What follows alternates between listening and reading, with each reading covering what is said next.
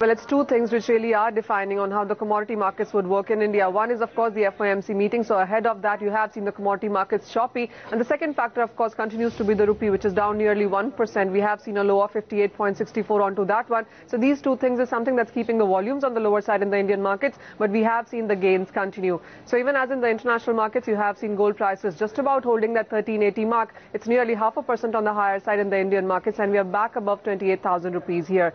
Same is the case with the base metal prices also, where copper prices are trading on the weakness there, but the Indian markets have seen 410 in case of copper here as well. Apart from that, you also would be looking at the European Union meeting, or rather the data coming in today. Cues will be coming in from that one as well. One space that has continued to jump up has been the crude prices as well. 4-month highs onto that one in case of Brent and NYMEX both. We still are holding around that very near $98 per barrel mark. In the Indian markets, very close to 5,700, counting on to 5,800 is how the traders are trading onto that one.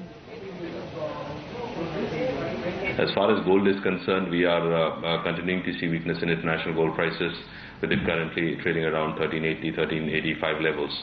So gold can be looked at going short below 27,700 in the domestic markets, with a stop loss above 27,850, targeting 27,400 in the short-term trading. The overall trend remains bullish, so one should be on the buy side in crude. The inventory data hasn't been very supportive, but in spite of that, crude oil holding firm clearly reflects that there's support for crude oil.